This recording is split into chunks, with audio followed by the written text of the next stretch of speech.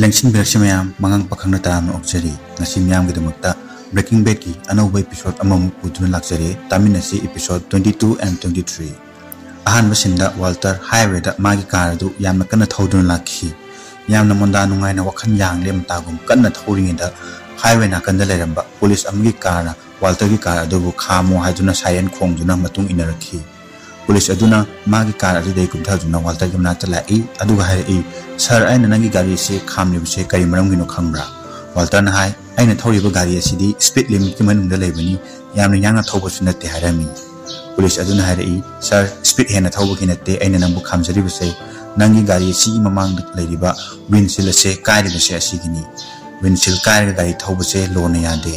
Walter na hai, handak lai bak thira ba, plane pokabi thodo odudo, akhoi gi yum matak taki, madudagi tarakpa, Ati akai singaduna ai car mathakta tasamdagi car asigi windshield se kari bani harami. Police aduna hari hoi ai sukhangi thodo adu ai samak na hathenga na thengnaiba officer amani adubu laibak thiba thodo ama thokle haduna lo thugai badi chumde maram aduna sir nangonda ai ticket amadi kaktaba yararoi habadi nang fine thidaba yararoi maram aduna ai nangi fine tabagi ticket kakluge nangi car da lengdana famduna leramo. Adubu Walter di yamna sarabi maram aduna police na haibagi ona tinabada kardagi kumthare aduga police aduga maregi na juna lerami. Walter na hai thodo aduda awaba nanglaba aikhogi damakta minungsi leitabran hakse. Asumna police officer aduda yamna thina Walter na hanjan cherami. Adubu police officer aduna Walter da su hanjan warning tawi sir nang aina haiba yaw aina haiba matungina na card tumina chanjuna phamu hairami. Adubu Walter di asawni heman chiduna officer aduna haibadu kenta taramde Hen dum Maray Tun Lerami. Mamay the officer Juna, Aroba Pambai Oina, Walter Mamada, pepper spray capsuli, pepper spray hybrid, mid Yama Tupa, spray emani, Mashi, Kier Gas Company. Matangis in the hang, Magi officers Singaduda, Photo Mutun Hari, Mexico Degi, illegal immigrants Putun Lapa, truck Amamai Tadolame, Aduga, Luri Badi, truck Ashimanata, Ashiba body, Mapan Amasuleramle. Aduga Quadigi Maru Oina, truck driver Adusu, Mapamaduda, Hatok to Lang Tolamle. Heng na makatarai border patrol police na lo tugaiduna akhoi border sila changchilakpa kangusing ase phana na kana khonaribani adubu border patrol police na phadrengeda kanagumba ama laktuna makhoi sing ase loina hatoktuna thamnamle government na harai masidi border patrol ki case natra aduga matau karamna akhoi drug ki department asila kamdano laibano heng na harai masidi case ase aina akhoi department na pairege haduna purakpani government na harai adudi drug asida med ganja kari yaramge Heng hari kem te yaram de adubu tamthiraba thodu asi cartel miosina toromba ya habdo aina chinai maduna aina purakpani maram di asigumba thodu asi drug cartel miosina tawkhi habagi report mayam malai adubu khwadigi luribadi drug cartel miosina se Mexico da lebani makoina crime tawa matamda America gi border wangmada amuk tafau crime torakti aduga handak nawhauna na America gi border nakanlomda crime torokpa asida aina chingaduna akoina pairage hajuna purakhiba case ni Madam Aduna officer mayam, Namit and Ashing Lero, Jingna Mi Lerabadi, Sunsoy and Pagadabini, Aduga and on the Hana report o. Gomez Nahari, Heng, Nanga Blue Machugi met, Hoju Power Tilido, Blue Machugi met a say, Ukidaba, Namit Kungamapan Sure. Heng Nahari, Sojan at Horakani, Naibatalu. Tanzasida, Heng the Kola Malai, Kola du Walter Guinea, Walter Police Custody de Lere, Police Napare, Marble Topirula Hyduna Heng the Toropacolni. Matangisinda Jessina mana hana leramba mandom chana monda piramba yum adudlaki adubu yum adugi sumangda yum yonjari haiduna signboard achoba ma thetuna lerami Jessina imungda kana lege haiduna yenglingeda mapa laktuna kaurei Jessina hai noidi kedoramino mafam masida mapa na hai yum ase semdin sajanbani khara su repairing tawbani aduduga yonthokina ba Jessi kemte wa haiba ngamlamde aduna hai ai chalage haramaga thorei Jessy Mapan Hari, Nakone Nambo, Natang Wari Sanakisi, Nandi Kamdori Bage, Nungai Vanatra. Jessin Hari, Id Kashito de, Nungari, Ado Hauzik, Yumase on Toli Sekari Maramino. Jessy Mapan Hari, I know yoning doing on Benate, Nang Imana Putopa Ayani, no Imana Chenbani. Jessin High, past floor keep barunda, labor, floor the hoba di Kamdokra Bage. Jessy Mapan Hari, Madusu Luna Seme, Tals and Ovanape, Tin Kang Sang the Nava Hidasuluna Kaptokrabani, Yumase and Butchakmana Rabani. Mapan hari adonang imung dadi changurano mi thabak suribani aduna makhodi yasulurano adonangna yumasi fibam se gining balerbasu aina website ta thagatuna thamnabani mafam aduda changduna yengo Jessy mapagi wahaya sida ningba karami aduna ma chananaba kamana thlai Mapana amu makha tarai Jesse nang nasado yam phagana ure nang khara di nungairba male Jesse su phare ado aikhoi su nong phadokti punna chak chaminaba yabani ai nong malake Mapana yam khumningdan hairai hoi nong phadok tang lau yam toina di lakanu Jesse wahai se tabda Jesse su oirore khanglajuna kaisu hairam de chatlage hajuna adum chakre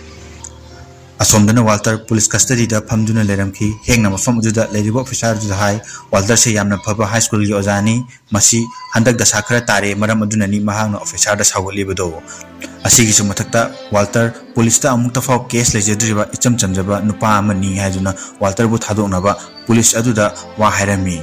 mathangi sinda Walter na mabu pharakpa officer juda mana tokhiba utkiba mu matuk singdo lale hajun hajarami officer adusu hengi ma yengduna Walter bu custody degi lokthokpa yare hairai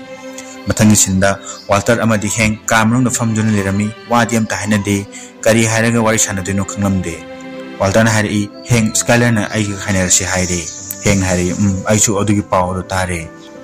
Walter na mumukha tarai heng asigi su mathakta Skyler na aibu angang singa unaba yaroi aduga angang singa su wari sanaba yaroi haina hai heng na ngakladuna hairai kari haiba Skyler na aduma khaibra Walter su hai mahang na sima hairai heng ti Skyler gi mataw sida khara nungai taba forami mathangi sinda Walter na laundry maid amada fi suduna leiringeda so laktuna hairai kaidore nangdi pawgam ta phorokhidrena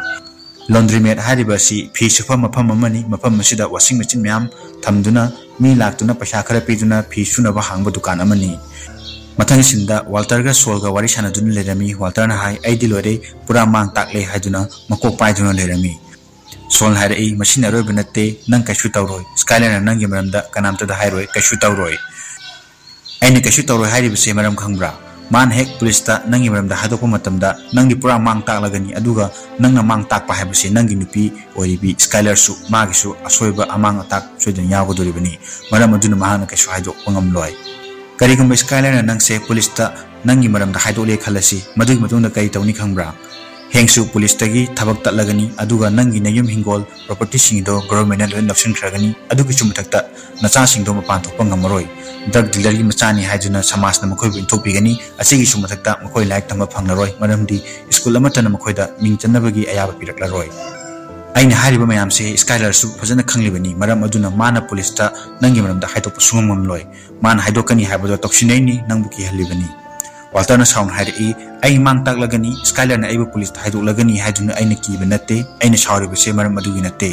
aigi nupi angang singa aigi laminaba phangdaba asini aina mang takle hairiba se aina moigi da makhonariba mayam se aremba tare moiga aiga laminaba phangdrabadi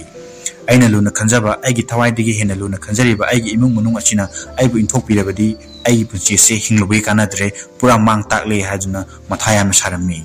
Sol na harai o adugi oireko adugi di kasu khalunu matung ina nangsu nangi family se loina kawkhegani adugi su matakta housing matamda nangi damukta nupi wa loi Walter nangna pama nupi phangani Thailand digi oigera China digi oigera masang mataw fajabi ama khalaga nangi damukta arrange toba ngamgani aduna housing khwaidagi maru oiba thabak se nangna nangi na thawodo tawbani haibadi nangi khwaidagi haijabi nangi hainajabi metto sungba horo Sol na mumakha tarai nang aikhoi gi taw aduga amutanga phajana wari sanako aduga met sungba horo makhoi gi taw hairi base gaspuni Walter hairi ai madu tawbang amroi sol na hairi kari haiba Walter na hairi ai amu hanna fatawa thabak tawroi Walter gi matawasida sol su khangle wa sangtharu junu kanaroi haibase maram aduna mak su hairi pare ai chalage hadun hogalaga chakki aduga hairi nang mi kanamta leichingeda natomda suicide tawge haduna di khanganuko mathangi sinda Mike magi masunupiga parkta sanaduna lerami tanda sida call ama lai call adu solgini sol na rai problem asawa ma thokle nupi gi matang dani nang khara senadaba yararoi sol na phone da pirak address adu mangna isili aduga mark su khangle mana tawada bathabu singa do Walter amadi Skyler bu senabu oina Walter gi imungda spy camera amadi spy mark khetkadori bani maramdi gaski truck yonbagi nerwa asida Walter gi thodang asi yamna chawre aduna Walter yamna maru eba mi ama oire magi apapata punamak gas na senari bani Sol Mike amadi Walter loinamak gas ki makhara thabak tori bani maram aduna Walter gi apapata khudingmak makhoina senagadori bani maram achinani Walter gi problem ama thokpuda mayam hoduna yingsilibase mathang sinda Walter Junior magi website ta lakpa donation sing adu yengduna lerami adubu operation loi khraba matungdadi donation amta laktre tanja sida magi car da Skyler changlatun hairi ngasi di cha khara thinglagani adonang chak lamna bra अदुबु Walter Junior दी earpiece अमा हापसिनदुना सही तादुना लेरमी फमुंगदा पैथोक्तुना हिपतुना लेरमी ममाना हारिबु वासिंग अदु केमता तारमदे मथंगी सिंदा वाल्टर की मेमदा मयाम चाक चामिनदुना लेरमी मेरी हेंग अमदी स्काइलर वाल्टर जूनियर सु मयाम चाक चामिनदुना लेरमी मयाम वारिदि अमता सानरमदे असिगुमलबा मुद असिदगी वखल खरा लाइट निथोकनबा हेंगना फागी तवरई अदुबु महाके फागी अदो कनामतना नोरमदे स्काइलर हाइरई वाल्टर जूनियर सु पार्ट टाइम जॉब अमा तोंननबा जॉब थीबनी नखोइन खंगनबा मी लेरगदी सोयदना पाव हाइरउ वाल्टर जूनियर तहनसी वाल्टर जूनियर ना याम साउन हाइरई ngasa ayu babado yam thengna school da lai mamit tusu pome ingang ngang jona lai ma matum da lerabani na matum da adum kaptun leraba male aduga imanang di mafam sida yamna nungaina kemta khandaba makai leithokli aduga aina school da rakum tamda babada aina yumla thinbiu haibada babado adu phabo yarakte aichu khangi imanang na tawganu haibadagi babana tawjubni Walter Junior मखा तारे इमा कईगिनो नंग असुयाम फट्रिबसे नंगदी हौजिक बाबा से नुसिरमदबा याय अदुबु आइदी हौजिकसु बाबा से नुसिदी बाबादी हेना नुसिबा मी अमता लेते इमा नंग याम फट्टे हारमगा सावदुना माय कादा चंखी ममा मसागी मतवसी उबदा मेरीना स्काइलर दा हारी नंगना तौरिसे नंगी सुमरम अमा लेरमगनी अदुबु अखोयना नंगी मरम खंगदबनिना नंगी मतेंग पांगबा ngамद्रे हाजुना मसेबु थिमजिलमी ngah lerga hengna marai Skylar ai wa ma hage ado aina haga daruba se ai ithawudi natte अदुबु नंगना वाल्टर दा अंगांसिंग उनबा यारोय हाइबो दुदी खरे हेनमंद्रा स्काइलर सु साउन हाइरई जुमी नंगिना थौनते मथंगी सिंदा मेरी अमदी हेंग मखोयगी ड्राइव दा वारी छाना जुन लेरमी हेंगना हाई स्काइलर से हजु फाबा वाल्टर गी अनि चिबो फोन पाइबा अदुगी मरमदा चिंगरिबा माले मेरी ना हाइरई चिंगनफम थोई करिगिदमक्तनो माना फोन अनि पाइरिबा अदुगा लोना पाइदुना करिगिनो हेंगना हाइरई वाल्टर से याम हाइ सिंगबा मिनी लाइले सिसु यामना हाइबनी थबक मतिक चाबा फंगदबदगी पेंददुना लेरिंगे तंजासिदा कैंसर अमु नासिलकपासिदा वखल फाथबा ngमहोदबा मिकुप्ता वाल्टर सु अतोप नुपीगी मकादा येलुबो ओरमगनी मेरीना हारई मदु मरमदुगी नते वाल्टर ना अदुम थबक तोरमबो ओरबदी स्काइलर ना ngahana इंगोंदा हारकलगनी अदुबु हंदकी एसिदी मदुदगी हेना लुबो मरम माली स्काइलर सु वाल्टर सु वा खरा लोतुना लेरिबसे आई यामना चिंगे हारमी मथंगी सिंदा सोल की ऑफिस ता जेसी चंगलाई माबु उबदा सोल ना हारई नुपा अमा सिबदगी हलकले कमदौरिबगे नंगदी नसादी कमाइन तौरे हायजुना हराव हराव तराम नोगलमी जेसिन हाय आई साखरादी नुंगाइरे सोल ना हारई नुंगाइत्रबदी कैनो नंग हजुक नसा फरे अदुगिस मथक्ता नंग नहा इवे ओइना पैसा मयाम अमा पाइरे मसिदबु नुंगाइत्रबदी लोइरे हे सोल ना मखा तारे इबो नंगी पार्टनर दुदी पुरा अंगपनी हे मसा मतोंदना अचुक चावख्रबा ड्रग की बिजनेस अमा होदोकलमले अदुगा ख्वाइदगी फबा ड्रग सु सुंबा हौरे अदुगा माना वाना सेमजखिबा ड्रग योनबगी कारबार अदो हौजिक मपुंग मरे फारे मही चाबा हौरे अदुगा मही चाबा हौरपा असिदा मा तोकलगे हारम तोकख्रिबसिबु मसिदगी हेना सोनो सुबा नुपा लेरम खिद्रा अदो जेसी नंगदी वाल्टर गा यामना क्लोज ओइबनी आइना वाल्टर दा अमुक हना मेचुंग हाबदे याद्रे मरम अदुना नंगदी यामना क्लोज ओइनबनिना नंगना अमतंग थियमगा येंगु सोलना मुहारी वाल्टर गे सिगुंबा मेचुंगबदा हाइथोय सिंथोयबगी मही असे लेमना मंगहन खिगदौबा पामुई जेसिना तबना हारई सोल नंग थबक अमा तोगेरा सोलना हंगई कनागी थबकनो कई थबकनो मथंग सिंदा वाल्टर यामना हाइनिंगदना मागी बराई कादुदा लाई अदुबु मागी कामवांगदा वाल्टर जूनियर मागी मफेमोरल पुदुना मपागा लेरनी हाइदुना फामदुना लेरमी मथंग सिंदा ऑल एज होम अमदा अहल मयाम फामदुना लेरमी खरा मुना तुमनी खरामना गेम सानरी तंजा सिदा तुकोगी कजिन अनि दो चंगले अदुगा हेक्टर यबनाक्ता लाई हेक्टर का पुन्ना फामिनदुना वारी सानदुना लेरमी कजिन अनि अदुना ABC अल्फाबेट लेटर सुनियावा बोर्ड अमा हेक्टर यमवांगदा थांगतुना उल्ली अदुगा मखुत थिल्ली हेक्टर मागी व्हील चेयर दा यारबा बेल अदु थिंदुना मखुत थिलकलिबा वाहाइसिंग अदुदा बेल खुंगलमी असुम तौदुना तुको हाटखिबा नुपा अदुगी ममिंग ताकलमी कजिन अमना हेक्टर ना तालकपा स्पेलिंग सिंग अदो सेम चेरमदे सिली अदुगा चुमब्रा हाइजुना उलमी वाल्टर की ममिंग उबा मक्तदा हेक्टर यामना छाउना बेल हंजिन हंजिन खिंगलमी चुम्मी हाइजुना मथंग सिंदा स्काइलर मागी ऑफिस ता थबक तौदुना लेरमी टेट चंगतुन हंगलाई नंगनि कमदोरी थबक मयाम से वाब्रा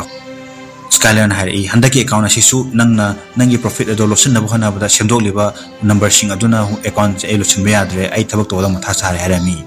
तेन हारई नंगना मथा सारगदी इबानी पुना तमिनारसी हाजुना मखोयनी अकाउंट सुमिनदुना लेरमी ngahak lerega ten हारई मसिगी मखादी आई लोसिलरगे हाजुना चखिगे तवी स्काइलर हारई तेन नंगना लो ने यादब थबक तोरिबसे हाबदी नंगना कंपनी असिगी अतोंग प्रॉफिट सिंग लोसिलिबसे मसे हयंगय नंगी नसाना सुसिना खंगलबदी कमदोगनी तेन हारई हयंगय खंगलगना ꯑꯩꯅ ꯍꯥꯏꯒꯗꯧꯔꯤꯕꯁꯦ ꯃꯈꯣꯏꯒꯤꯗꯃꯛꯇ ꯇꯧꯈꯤꯕꯅꯤ ꯀꯝꯄꯅꯤ ꯑꯁꯤ ꯀꯟꯅꯅꯕꯒꯤꯗꯃꯛꯇ ꯑꯩꯅ ꯂꯣꯟꯅ ꯌꯥꯗꯕ ꯊꯕꯛ ꯑꯁꯤ ꯇꯧꯔꯤꯕꯅꯤ ꯍꯥꯏꯒꯗꯧꯔꯤꯕꯅꯤ ꯃꯔꯝꯗꯤ ꯑꯩꯅ ꯇꯧꯔꯤꯕ ꯊꯕꯛꯁꯤꯡ ꯑꯁꯤ ꯏꯆꯥꯁꯤꯡꯒꯤꯗꯃꯛꯇꯅꯤ ꯑꯃꯗꯤ ꯀꯝꯄꯅꯤ ꯑꯁꯤꯕꯨ ꯀꯟꯅꯅꯕꯒꯤꯗꯃꯛꯇꯅꯤ ꯍꯥꯏꯔꯝꯃꯒ ꯇꯦꯠ ꯆꯠꯈ꯭ꯔꯦ ꯁ꯭ꯀꯥꯏꯂꯔ ꯋꯥꯈꯜ ꯆꯃꯝꯅꯗꯨꯅ ꯐꯝꯗꯨꯅ ꯂꯩꯔꯝꯃꯤ ꯇꯟꯖꯥ ꯑꯁꯤꯗ ꯋꯥꯜꯇꯔꯅ ꯀꯣꯜ ꯇꯧꯔꯛꯏ ꯑꯗꯨꯒ ꯍꯥꯏꯔꯛꯏ ꯋꯥꯜꯇꯔ ꯖꯨꯅꯤꯌꯔ ꯑꯩꯒꯤ ꯀꯥꯗ ꯑꯩꯒ ꯂꯩꯔꯅꯤ ꯍꯥꯏꯗꯨꯅ ꯃꯥꯏ ꯄꯣꯠꯆꯩ ꯄꯨꯗꯨꯅ ꯂꯥꯛꯂꯦ ꯋꯥꯍꯩ ꯑꯁꯤ ꯇꯥꯕꯗ ꯁ꯭ꯀꯥꯏꯂꯔꯅ ꯍꯥꯏꯔꯛꯏ ꯃꯥꯗꯤ ꯅꯪꯒ ꯂꯩꯕ ꯌꯥꯔꯣꯏ ꯌꯨꯝꯗ ꯌꯥꯝ ꯊꯨꯅ ꯊꯤꯜꯂꯝꯃꯨ ꯋꯥꯜꯇꯔꯅ ꯍꯥꯏ ꯍꯣꯏ ꯑꯩꯁꯨ ꯈꯪꯉꯦ ꯑꯗꯣ ꯍꯧꯖꯤꯛꯇꯤ ꯔꯁ ꯑꯋꯥꯔ ꯑꯣꯏꯕꯅꯤꯅ ꯇ꯭ꯔꯥꯐꯤꯛ ꯌꯥꯝꯅ ꯆꯤꯜꯂꯝꯒꯅꯤ ꯃꯔꯝ ꯑꯗꯨꯅ ꯑꯩ ꯍꯣꯔꯦꯟ ꯅꯨꯃꯤꯗꯥꯡꯋꯥꯏꯔꯝ ꯑꯉꯥꯡ ꯑꯁꯤ ꯊꯤꯜꯂꯛꯂꯒꯦ ꯍꯥꯏꯔꯝꯃꯤ वाल्टर जूनियर हाय बाबा कईगिनो नंग सुमाइन तौरिसे इमाना आई नंग उन्नबा यारोय वारी सानबसु यारोय हाय अदुगा नंगना सावगेदी हायददना इमाना तौ हारिबु खुदिमक्की अदुम तौरिबसे करी मरमगिनो वाल्टर हाय नमाना तौरिसे नमागिसु मरम अमा लेदुना तौरिबनी वाल्टर जूनियर हाय करी मरम नोबा अदो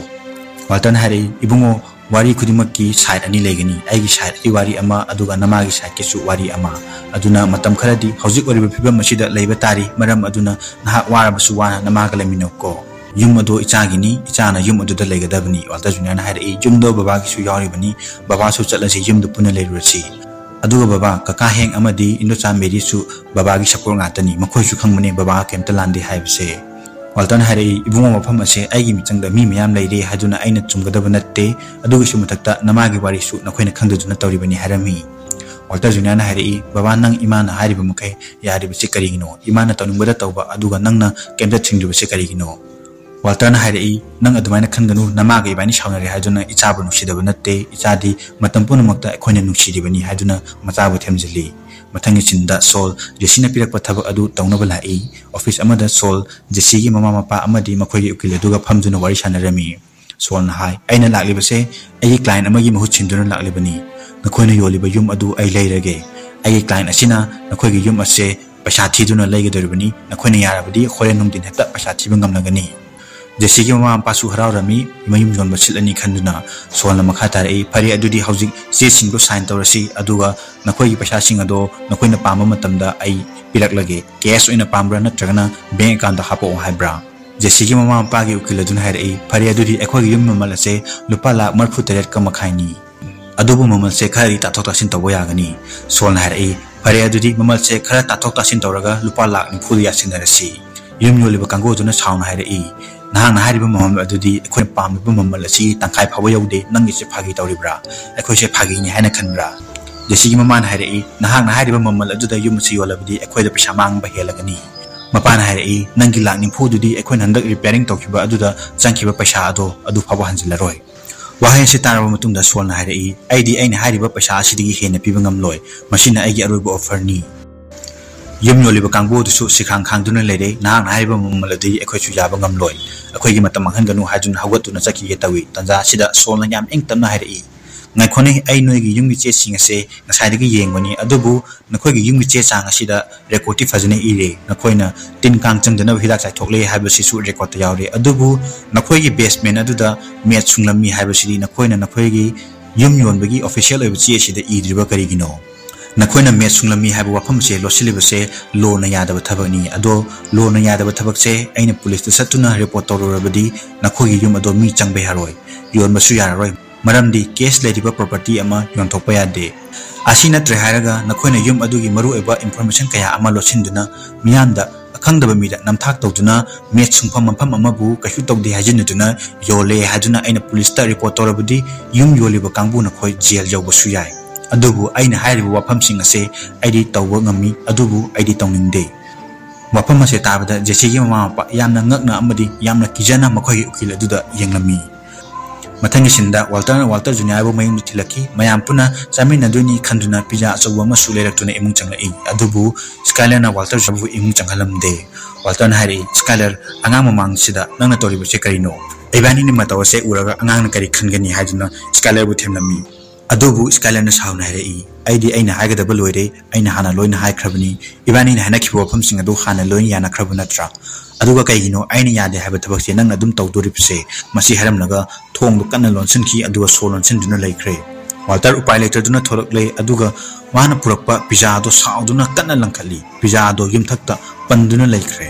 मथंगी सिंदा वाल्टर मागी का बरादा उपतुना लेरमी मफम मदुसु इमोट मोले पुमजाय चाइदुना लेरमी तंजा सिदा कॉल मा लाक्लिबा कॉल अदु स्काइलर की कॉल ओरमी वाल्टर न फोन पाइदबदगी वॉइस मेसेज ओइना लाई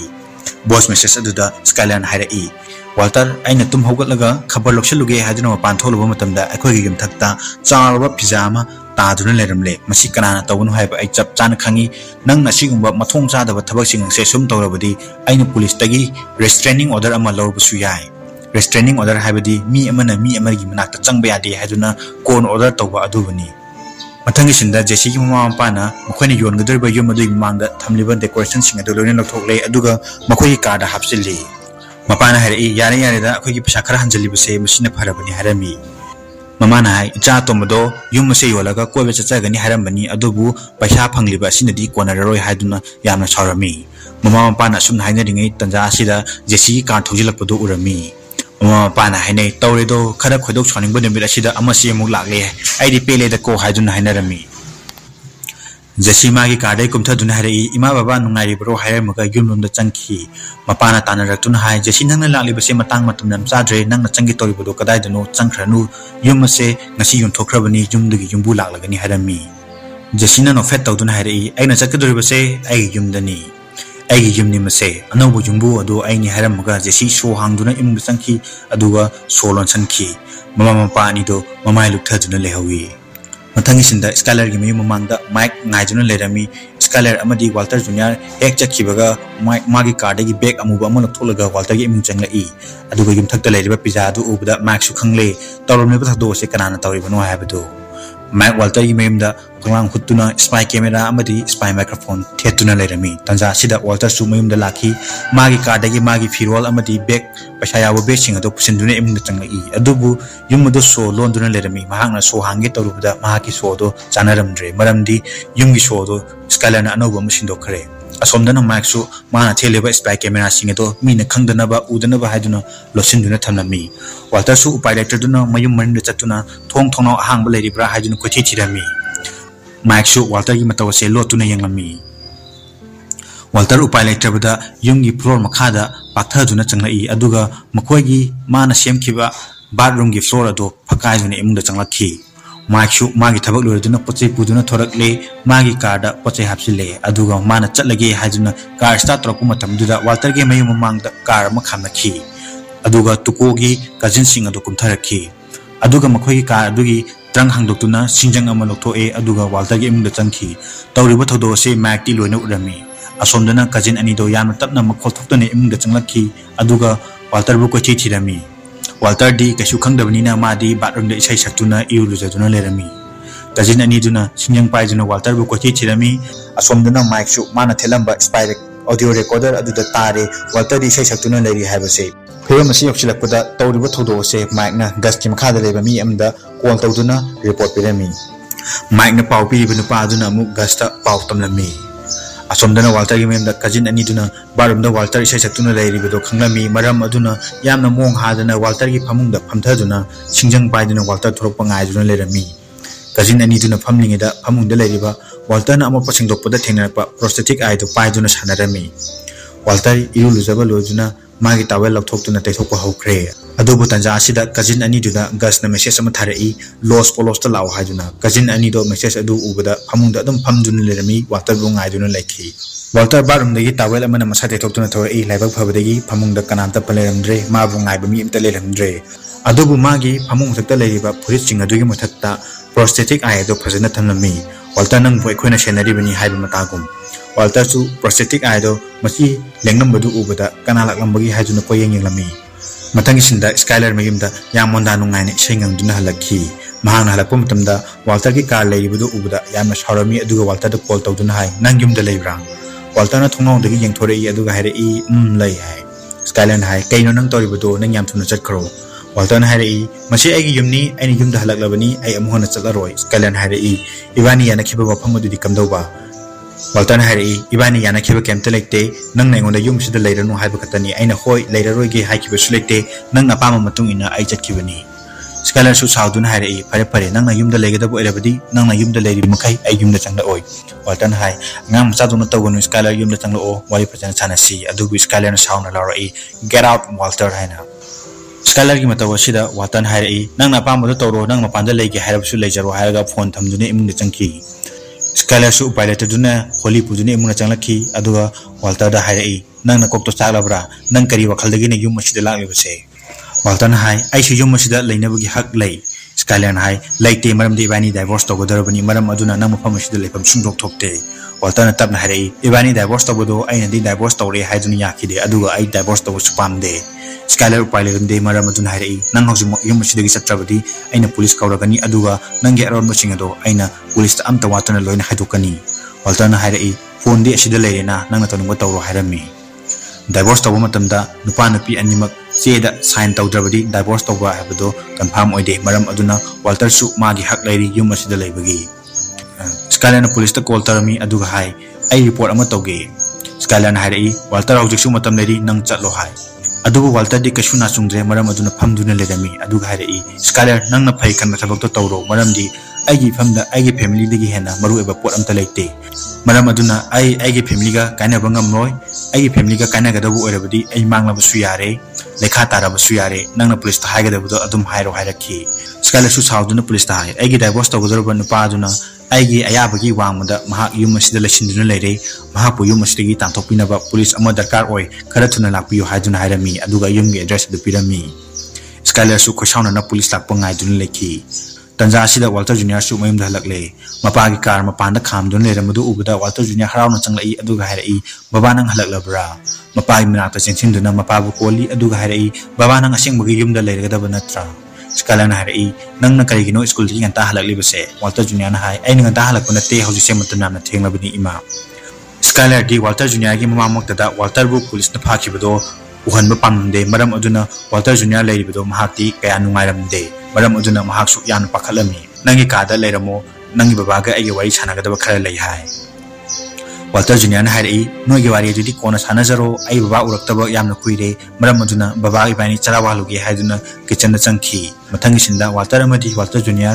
pizza cha aduna lerami tanja sida police laktuna doorbell thilakhi Skylar na chatuna thong hangdoi police na hairei nangna ra police koribado tanja sida Walter Junior laktuna hairei imanang na baba se police na phana na police korira haina sauna hairei mathangi sinda Skylar na police ta hai ai ni yum asida halakpa matamda yum asida ai gi nupa leramle ma ga egadi khaina gadorabani ma yum asida lehenba pamde maram aduna ma bu yum asida gi tanthokpiyu police aduna hairei nangi nupana nongon na phubra na tragana nongon na chai ngang tobra tathi tawena tobra Skylar hai natte adum amta tawde manadi aina police koribase aina chatlo haiba matamda mana chattabado madugini police aduna hairei noigi divorce tawbo ti confirm oirabra Skylar na hairei madumakti hojikiri confirm oidri adubu Walter ibani tongan tongana linebadi kuirabani police aduna mo hairei phare adudi nakhoini tongana leire hairibase court tagi ayaba leirabra natragana court tagi che inakhiba leirabra Skylar na hairei madugi che edasu hoju phawgi oinadi leitri officer aduna hairei adudi yumase kanagi mingda lebage Skylar na hairei yumasidi ai nupa amadi ai mingda punna lebani police aduna hairei madam nangi nupa se yumasida lebagi hak lei yumasi magi mayum su yaribani nakhoi ni divorce tawdri nakhoi ani khainari habagi official eba CM ta suleide maram aduna nangi nupa se yumasidi tanthokpada maram chande asomdana Walter dasu police officer amana wahanglami Walter na hai handang morakse ai da sakhara tabadagi yumasida kaya thawsarudre imung manungi thodo watho asida maram aduna ai hine pin sauduna engonda tawribani engonda chairibani engonda sauribani ngahak nunganadaba asigini ibani tongan tongan lainari base police aduna Skylar da hairei nangna nangi nupa se asida lehenba pamdrabadi nangi nupa sina nongonda ki halakpa natragana nangi nupa na lona yadaba thabak tawba leirabadi madu engonda hairao mahakna tawriba lona yadaba thabak aduda base toraga mahak bu yum asidagi khudata tanthokke aduga mahak se nangi nanakta amuhanna su lahaloge tanja sida Walter Junior na lawrai masipun makse ekhoi magi maralni babati kashu tawjadabani madi lanjadabani aduga imana sauriba sisu maram kanamta da kemta haidabani aduga officer aigi baba se masidagi hena phaba nupa amta leitabani Walter na hairei ibungo namada adumaina haiganu nama khaktagi maral natte Skylar di mabungingda Walter se drug yonba mini drug sungba mini habase police ta hairegi haiduna chap jungna lep lurabani adubu Walter Junior na mapana thamleba thajaba se uda Skylar Walter gi phattaba se haning lapsu haiba ngamnamde macha gi thamoi kai khini khanbada mataw se ubada Skylar wa haifam leramde police aduna so hairei madam lona yaba maram amta lekte maram aduna nahaki nupa se yumasidi gi tanthokpa ngamroi hairamaga chakre police चटखरब मतुंगदा Skyler Walter की मनाक्ता चंगलादुना हायरई फरे फरे नंग नंगामे yum मसिद लेजरो हायरमगा मचा Holi पुदुना bedroom चंखी अदुगा bedroom का दो सोलन सिनखी मथंग सिंदा जेसी मयुमदा सोलाकलमी अदुगा हायरई नंग हजु फाबो हिंगलमनिदना नंगी युम असे फर्नीचर खर लेसिलो अदो नंगबु कमदोरिबगे अदो नंगसे पुरा साथीबा मिनी हे नंगसु नंगी पार्टनर ग चमानै आइना नंगदा कॉल तवनी अदुबु नंग कॉल सुंबाय पाइदे आइना नंगदा कॉल तोरिबदो नंगी कानाबा पाव हाइबि ओइरमबसु याय मरक मरक तसु एखोइना तकपा कॉल से खरा खरा पाइबियु जेसिन हायरई यारे नंगे वाकोइदो तोकलो नंगा लाकपगी मरमदो हायरओ सोन हायरई फरे अदुदि आई पॉइंट लाकलगे आइना नोंमा नंगोंदा नंगी पार्टनर ग वारी सानो हायबदो अदुदि कमदोरबगे नोय मेट अमु हना सुंगरोइद्रा नंग रिहैब तगी थोरपद ngairi नंग मेट सुंगिंद्रबसु नंगी पार्टनर दुदि मेट सुंबा हवलसी हायरमी जेसिन हायरई होय आई तबना हायनरगे मंगोंदा फजना वारी सानरगे अदो नंग असिगि चटलो हायरमी सोन हायरई होय आई चलगे अदो नोय वखन फजना खल्लुको नोयना हंदक अमुहन मेट सुंगलबदी नखोय करबार से चावबनीना हंदक नोयना तांगदोर पैसा से नखोय पैसा थंफम फाव लेरोदोरबनी मरम अदुना वखल फजना तौको हायरमगा सोल चटखरे जेसी मतोंदा इमुंगी काचिन अमदा फमदुना लेरमी अदुगा मागी फोन लथोक्तुना जेन गी नंबर द कॉल तवी जेन गी फोन दो ऑफ लै अदुबु जेन गी प्री रिकॉर्डेड वॉइस मेसेज अमदी अदुम तारी जेसिना जेन गी खोजेल तानिंगदुना जेन बु मिस तौबो खुदिंगी जेन गी नंबर अदुदा कॉल तौरिबनी मथंग सिंदा हेंग अमदी गोमेस कार्ड फमदुना लेरमी तंजा सिदा पुलिस चिमना कॉल तौरक्तुना हायरई हेंग नंग हानागी पोस्टिंग मफम अदुदा अमुक चत्तबा याररोय ए पासोदा लेरिबा पुलिस सिंग अदुना नाहागु मफम अदुदा थाबिरओ हायदुना एंगोंदा पाव हायरकले पाव से ताबदा हेंग अमदी गोमेस हराउरमी मथंग सिंदा सुपरमार्केट अमगी ममंगदा व्हील चेयर अमदा फमदुना लाकलेबी हनुबी अदुगी व्हील चेयर अदो तुकोगे कजिन सिंगना नमदुना व्हील चेयर अदु मुल्ले अदुगा हेक्टर दा फमहली मथंग सिंदा लमहांग अमदा लेरिबा फार्म अदुदा तुकोगे कजिन सिंग अमदी हेक्टर लाकी नायक लेरगा गस की ड्रग योनबगी करबार असिदा मेट सप्लाई तोरिबा ड्रग लीडर कार्टेल की दोन अदुसु लाखी मथंग सिंदा फार्म दगी मनुंगदा लेबा का अमदा मयाम पुन्ना फमदुना लेरमी गससु मयाम मरक्ता फमदुना लेरमी गस की हानगी ड्रग नेवा असिदा यावो मियोय ngakतनी मखोय मयाम मीटिंग तौदुना लेरमलिबनी मेक्सिको दगी लाकपा ड्रग की दोन अदुना गस ता हायरई गस नंगी टेरिटरी असिदा आइना मी अमा हालु चो हादुना ऑर्डर तौबनी अदुबु मी अदो हाटके हादुना चलुबदा नहांगना यादे थिंगले हाय मसे चुमरा गस ना हाय चुम्मी हाय दोन अदुना हायरई चुम्मी गस टेरिटरी से नंगिनी अदुना मफम मसिदा थोबो थोदो खुदिमक नंगी ऑर्डर मखादा थोकदबनी दोन अदुना मखा तारई हाइशन बखाइब नुपा से नंगा करबा तबी हायबसि चुमरा गस ना हायरई चुम्मी आई मफम मसिदा मेट सुंग नुपा मगदी करबा तबी अदुबु हाइशन बखाइब नुपा दुदि आई खंगदे आइना थबक तौरिब नुपा सिदी वाल्टर कवी दोन अदुना हायरई वाल्टर से अखोइना दी हाइशन बखाइना खंगनै गस ना हायरई परे अदुदी आइना वाल्टर गा करबा तबु मतम सिदा दोन नंगोंदगी हाना आइना लेरम मेट सिंग अदो हौजिकसु चांगन थबा लेतना अदुम लेरी मसिना इबानी करबा दा अकाइब कहिसु थोकलोय गस की हाइ सिंग बंगांग असे ताबदा दोन अदो उपाय लेरोय खलदुना टॉपिक चेंज तौरई अदुगा हायरई येंगु गस हेक्टर हाइब नुपा से मतम अमदा कार्टेल की अचौबा थबक थौदांग लरमबा लीडर अमनी मागी मसा थोकपा नुपानी तुको हाइब नुपा दो तुको हाइब नुपा से कार्टेल की दमकता थबक यामना तौजरमनी कार्टेल की दमकता यामना लॉयल ओइबनी अदुबु तुको हाइब नुपा से महाक्सु मफम मसिदा लेबा मेट सुंग नुपा अमगा करबार तवी हाय महा अदो वाल्टरनी अदुबु वाल्टरना महाकु नमथाक तौबिजुना तुको बु हातोपिखरे मरम अदुना लाकलिबा नुपा अनि से तुको के कजिननी मखोय अनिदी इगिलमन इना सिंगनी हायदुना अचेत वासक लोइना मफम सिदा वाल्टर हाननब लाकलिबनी इगिलमन इना सिंग्रबदी अतोप कार्टेल सिंगी ममांगदा सलामंका हारिबा कार्टेल असे माय थांगतुना चटपा ngamnaroy तुको गिलमन सिंग्रिबा मखै हेक्टर सु साउना मागी व्हील चेयर दु खिंगलाई मदुमकनी आइना हारिबसे हाइबु मतागुम हेक्टर की अवाब मतौसे उबदा गसना नोफेट तौदुना हायरई हेक्टर नंगी नजानु पासी किबतो आइसु नुंगाइते अदुबु नखोयगी इगिलमन इना चिंगफम थोई अदुबु वाल्टर हारिबा मिसे हौजी हौजी आइगे करबार सिदा यावरबा मी अमनी मागा आइगा मतम खरदी करबार तौखिगनी मागा आइगा करबार तौरिङै मतम असिदा मागे अफफता सिक्युरिटी की दायित्व आइना लौरिबनी आइना माबु ngak सेलिबनी आइगा मागा करबार तौबा लोइद्रिबु फावदी वाल्टर की मतु नाम सोकपा यारोय होय अदुबु आइगा वाल्टर का करबार तौबा लोइरबा मतम अदुदा नखोइना वाल्टर दा तौनिंगबा थबक तौबदा आइना येतलोय मतम अदुदा नखोइना पामबा तौ गस की वहाई अमदी मागी मतौ असे उबदा हेक्टर यामना सावरे मरम अदुन मागी बेरदो यादे नहांगना हाइबदो मतागम हंजिन हंजिन खिंगदुना लेरमी मतौ असे उबदा दोन ना हायरई गस इबानी मपाना ngaktang wari sanase Matang isinda farm adagi mapanda don amadi gas wari sanai don na hai gas mafam ase nangi territory ni haiba ekhangi mafam asida nangi order khaktani chana dori base adubu nangna confirm chena leptuna nangi territory asida order tori base yamna phai adubu nahangna piribo order asidi cartel gi mayokta leba order ni nang cartel gi mayokta asum leirabadi nangonda tungda fataba mayam lakpa yai aduga tukugi cousin ani ase asidi maching marai naidaba mini sono suba mini makoidi aina cartel dagi pirakpa order singado makoi iloi makoina tonbada torakani maram aduna khoi khara cheksilu harami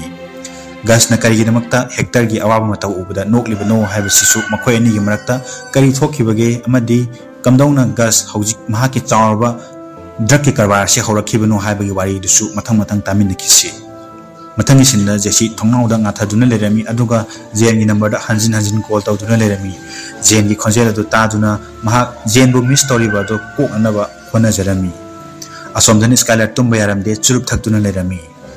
mathang isinda hek nongan baga skylar magi ukil unabala I aduga hai walter dongarang aina lakanu hairba fawda ma ngarang yumdagi lechinduna lere aduga madi hojikse divorce tawba ngamlaroi haiduna sikang khangduna lere ai sauningdana police kawrabani magi maramda loina haidolage khalurabani ukiladuna hairi aina khangdaba walter gi kari wa alot palai dibage skylar nang engonda walot kanu ibani na sanariba wari ase attorney client privilege ki matung ina nang haiba wa khudimo ase aina kananta da haidok payade na ka ayaba yawjuba mokai ai ithawse nangi phananaba tawbani nangi hak tanbani ai ithawse maram aduna engonda di walot kanu skylar hai ai gi nupa se met hariba hida adu sumi ukiladun hai pare nangi nupa se drug dealer ni haib natro skylar hai drug dealer na tem hakti met sumba gatani yon bagi thabak yawde ukilna harai skylar haujuma ibani court chachi aduga nang haiba bado just amagi mamangda hayu nangi divorce ase khulakta tawhange aduga walter su khulakta jena thajinge masina nangi khwadi phabu egani nangi imung manung amadi nangi nacha sigi namakta khalaga thaba ase tawrasi skylar na mapi ira chenduna ukilla yengduna harai ai madu tawbangam loi ai cha singi mapa ase criminal ni haibado makoina khangbudo ai pamde ai walter bo police ta sinabangam loi ukil na hai nangna tawning de haijuna lot pa yaroi maramdi drug ka maile na bathabak to bosing se nong mudi soidana police na pharakani skylar na kaptuna hari walter se hojik lungs cancer naribani mahak mafam matam naitaba mi amani magi phibam se hojik pam kuina hingkigani haiba phau doctor phau khangdribani operation torobari khara phore adubu magi cancer se karama matamda amu khawlakani karama matamda amu mahaki hakchang se soksalakani haiba se masi khalubda imung manung miyam punamak wakal se nipaina juna leiribani yana wanaribani asumna awaba mar asida walter se criminal ni hajuna mayam mangna puthokuna awaba ki mathak asida awaba amam hapsan madu ai ngamoi walter se kuini hingnaroi haba ai khangi maram aduna mahaki aronba se walter na taibang asida leiri phawbadi kanamtana khangdaba hajuna ai hojik lai khwarim lebani masinatana aina tawya ba thabak amta leitre hajuna kaplami mathangi sinda heng amadi gomes bar amada yu thakuna lerami heng na mafam aduda leiriba gengku duda yengduna yam sound lerami gomes na hai manarunu moina lo thuga ba thabak hoju phawbugi oina tawdri maram aduna khoina moyu pharuba amadi mkhoida phuje ba yaroi ado nang karam kanda el paso da sattoino heng na hai ai mafam sida leiba thabak singa se losilamnaga hata amani gi mutunga chakadori bani heng el paso do urakkiba akibu thodok singa do khalubuda maha ngasi phawa ipai hori bani maram aduna ma washroom changduna mama mi ta dun lerami pathangi sinda heng na washroom dagi thol e aduga gomes da hai asigi geng ase makhoi gi masada drug khara yaure ai ure makhoi pharasi gomes na hai yade mafam asigi police ta hana phone tawkisi aduga makhoi da hana report taraw matungda makhoi bu hana phasi heng na hai gunda amani katang phabagi damakta kai gi damakta police ta phone to dun bigap ko godori bino masi haram laga heng yamna sound mapan thoki gomesu barju da paisa film laga mapan thorakle mathangi sinda heng magi card famjuna lerami aduga magi na moy jol thoktuna card thalami aduga barda amu changki gomes na hai kara da chalibno heng na hai ai wan tawruke mathangi sinda heng na bar manung changduna geng khupu dugi manata chap nung lepseli aduga hairi noi lona mak hawgatlo geng khupu dugi nupa amna hairi kari problem le gen nang na khoida khana ba hori buse heng kemta khunamde kare na jun hairi machi matungdi noina toning ba tawra harami masi matungda geng khupu duna hengta phuba horakki ihan hanbo ina hengta phuba horaklabani heng na chu masanga thokjabo oina geng khupu dubu phudatlami yam sathina phibam kaina phurami matawasi ubada manakta leramba miyam sing aduna khanaba khamge haiduna changlakki matang asida police na hai ai police ni ai gi partner ma panda le hobani mabu ko chu harami Mathangi sinda Jesse magi kokok lawa yum aduda matomda tumduna lerami aduga man hawalapada jail da kon tawi adubu jeni khonjel taba phangkhidre maramdi number ato no service ta laikre mathangi sinda Jesse ahang balam hang amada magi met sungbugi banadu thawduna laki aduga ma matomda marubhumi aduda met sunami waltana takpa matung ina mahak marks upe amadi yamna chekchinna yamna haithoi singthoi bumongda met sungba hawkre mathangi sinda Skylar office chanaba macha puduna mai kadai thori Walter namagi paisa yawa beg ado thangdoktuna yumnai da lere aduga Skylar ngaiduna lerami asomdana heng amadi Gomez wasum da lerami Gomez na hai ai ekhogi police ki chief ko unarure nangi case adugi matanga aina bar mapanda backup kauna ba leringe da heng nang matomda criminal sing ado senaduna lehawi aduga criminal sing aduna nang matomda ngaire hajuni attack torpodagi nang na self defense ina criminal sing ado phubani haiduna hai krabni aina nang bar manung changjinge da nangi nongmaido kanung thamlami haibadudi police ta haikidabni ba manung changjinge da nongmaido kanung thamlamle haibo wafam sina taklibadi heng ba manung changibido mahak mi phunarurage hajuna changbni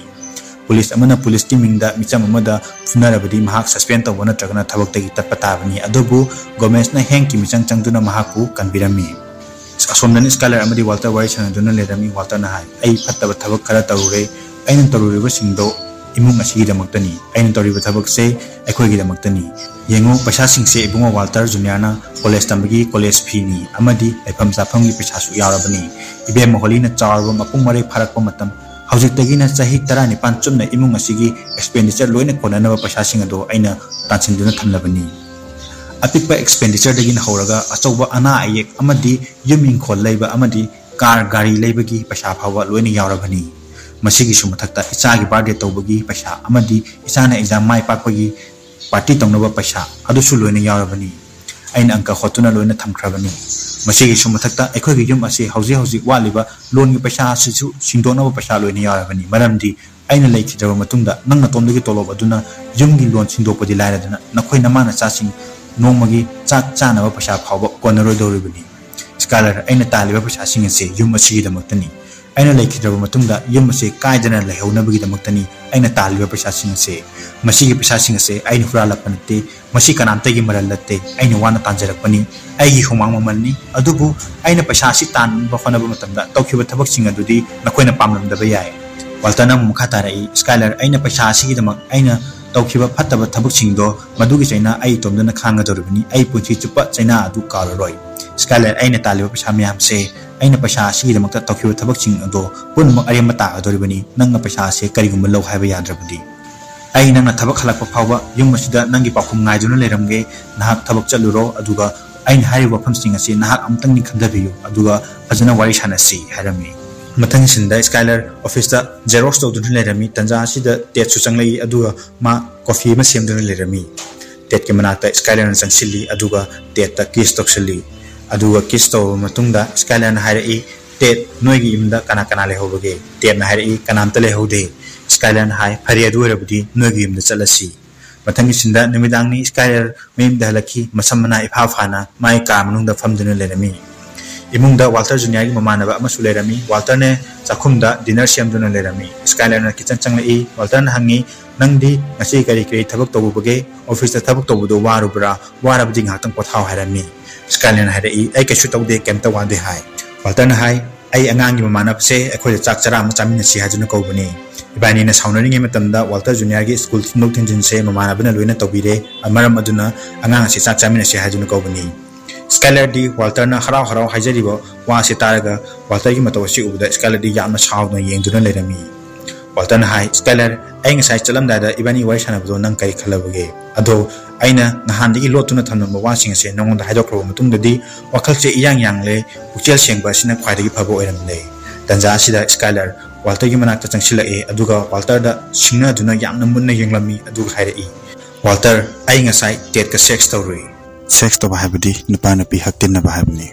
masi haram naga Walter na ngasai dagi semduna leriba dinner do puthokuna chakhi aduga dining table da thamduna Walter Junior amadi mamanaba aduga makhoi punna dinner chamina duna lekhi Walter di Skylar gi wahai do tabda yamna ngaklami angawbugumna kitchen da matomda leptuna lehawi wari si kamdo bibege mayam ai di Skylar je yam funing bana lore mayam wi di khangde ando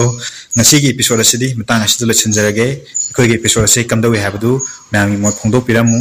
like comment अमदी subscribe तबिरमु वारी से लोइबो फाव ताबिबगिदमक्ता मयामबु अमुका हन्ना थागतचरी।